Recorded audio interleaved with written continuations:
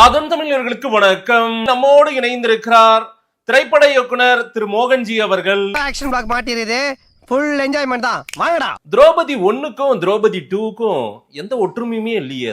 அதுல ஒரு ஒற்றுமை இருக்கு சார். இல்லாம அந்த டைட்டில் யூஸ் பண்ண முடியாது.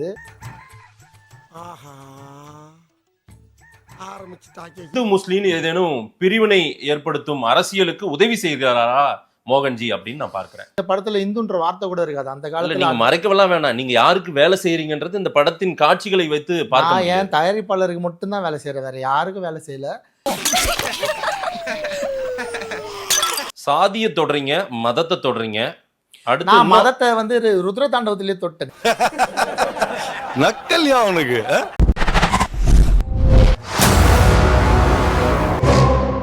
இன்னைக்கு முஸ்லீம் தொட்டிருக்கீங்க, இதுக்கு முன்னாடி நீங்க கிறிஸ்டினை தொட்டீங்க, ரைட்டுங்களா? இந்த மாதிரி எல்லாத்தையும் நீங்க தொடுவதை பார்த்தால் இதெல்லாம் ஆர்எஸ்எஸ் ஐடியாலஜி மாதிரியே இருக்கு, ஆர்எஸ்எஸ் யுக்தி மாதிரியே இருக்குது. நீங்க வந்து உங்களை பேசிக்காவே ஒரு சங்கின்னுவாங்க எனக்கு தெரிஞ்சு. உங்களையும் சங்கின்னு தான் சொல்றாங்க. சிலுமிசத்தை ஏன்டா காட்டுறியா? அங்க பாத்தியில்ல இருக்க மாட்டேன். எப்படி அடிக்கிறாய் பாரு. இல்ல, பொதுவான ஒரு பார்வையா உங்களுடைய படங்கள் பேசு பொருளே ஆகலையே. நீங்க வந்து ஒரு சாதி படம் எடுக்கிறவரா தான் பாக்குறாங்க. அடுத்த லெவல் இப்ப மாறி இன்னைக்கு வந்து திரௌபதி 2 வந்து மத சாயல் வந்துருச்சு உங்களுக்கு. இப்போ திரௌபதி படம் வந்து நீங்க சொல்றபடி பார்த்தா மதுரையில கலெக்ஷனே இல்ல சொல்றீங்க. மதுரையோட கலெக்ஷன் ரிப்போர்ட் எடுத்து வெளியே போட்டா என்ன பண்றீங்க? வந்து இப்ப நான் என்ன உங்கள்ட்ட சொல்றது?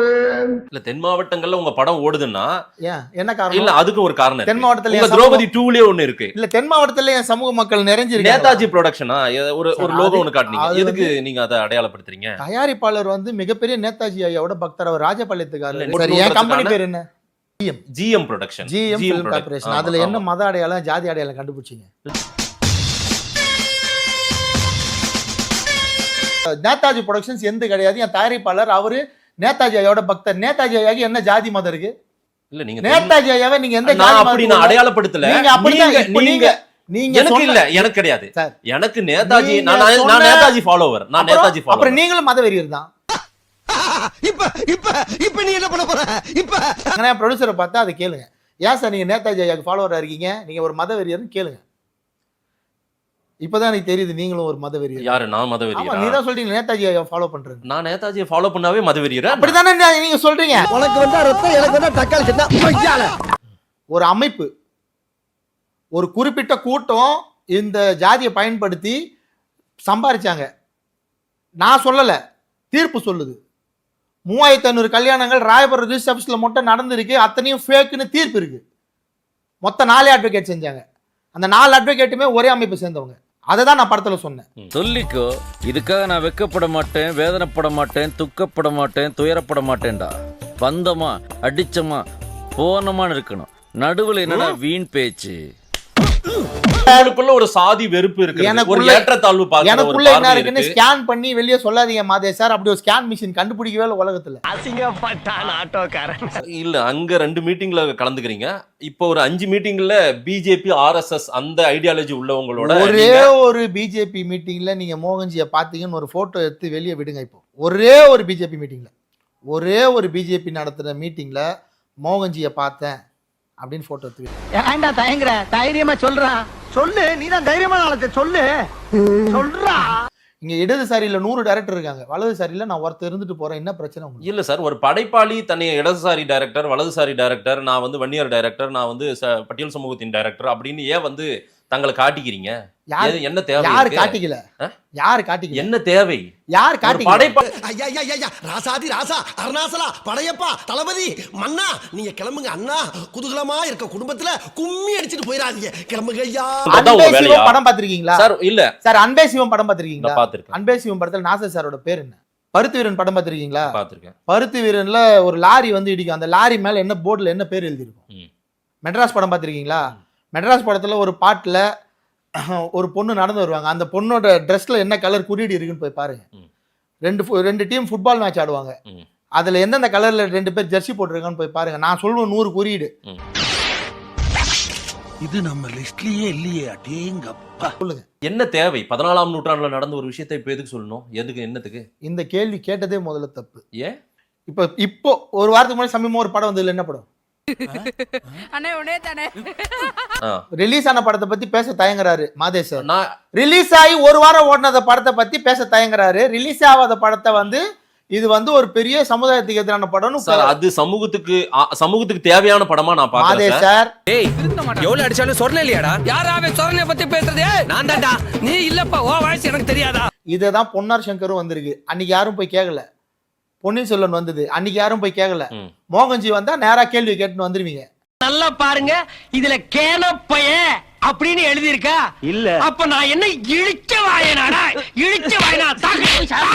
தாக்குடா. பாடகி சின்மயி உங்க படத்துக்கு போய் நான் பாடிட்டேனே அப்படின்ற மாதிரி அவங்க விமர்சனம் வச்சிருந்தாங்க.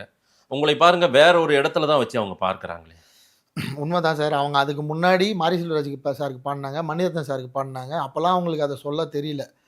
அதை என் படத்தில் மட்டும் சொல்லியிருக்கிறாங்கன்னா நீ எல்லாத்துக்கும் காரணம் நீங்கள் தான். நீங்கள் கட்டமைச்சு வச்சிருக்கீங்க அந்த மாதிரி. என்ன இந்த ஈன பொழப்புக்கு பேசாம எங்கேயாவது போய் ஊருக்கு போயிடலாம். சினிமா ரிவ்யூவர் கட்டி பேசினேன் உங்க படத்தை பத்தி எல்லாம். என்னங்க மோகன்ஜியை நான் பேட்டி எடுக்க போறேன், என்னன்னா அவர் வந்து வேற ஒரு சில விமர்சனங்கள் எல்லாம் சொன்னாங்கன்னா அதையெல்லாம் பார்த்தியா நான் சொல்ல வேண்டாம். என்ன சொன்னாங்க? பொம்பளை பொறிக்கினாங்களா? இல்ல அப்படியெல்லாம் நான் சொல்லல. குடிகாரன் இல்ல அப்படியெல்லாம் யாரும் சொல்லல. அப்புறம் அவர் வந்து ஒரு சாதி வெறிய இல்ல சார், இருங்க நான் கேக்குறது நான் சொல்லிடுறேன். ட்ரக் அடிஸ்ட்னு சொன்னாங்களா? அப்படியெல்லாம் உங்களை யாரும் சொல்ல சார். அப்புறம் வேற என்ன சொல்ற? இவர் ஒரு ஜாதி மக்களை மட்டும் கூப்பிட்டு படம் பண்ணுவாரு. இப்போ ஷூட்டிங் ஸ்பாட்டுக்கு அவங்கள தான் கூப்பிட்டு போவாரு சொன்னாங்களா? அப்படி சொல்லல.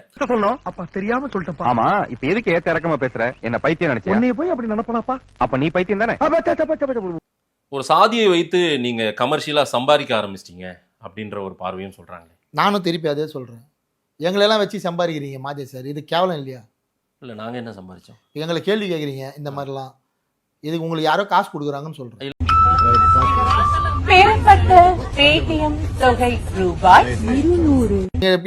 என்ன கொண்டு போய் நீங்க சொல்ற அடையாளத்துல சேருங்க, நான் இந்தியா ஃபுல்லா போவேன், இந்தியா முழுக்க தெரிஞ்ச டைரக்டர் மாறுவேன். சந்தோஷம். ஓ RSS சங்கின்னா பெருமையா தானே உங்களுக்கு? தப்பான இயக்கம் கிடையாது சார். இந்தியாவில் அங்கீகரிக்கப்பட்ட ஒரு ஒரு பிற்போக்கு பார்வை இருக்குன்னு சொல்றாங்க. இன்னைக்கு முற்போக்குன்னு சொல்லிட்டு சுத்துறது ஒரு 4 விஷயம் சொல்றதெல்லாம் செய்யணுமா?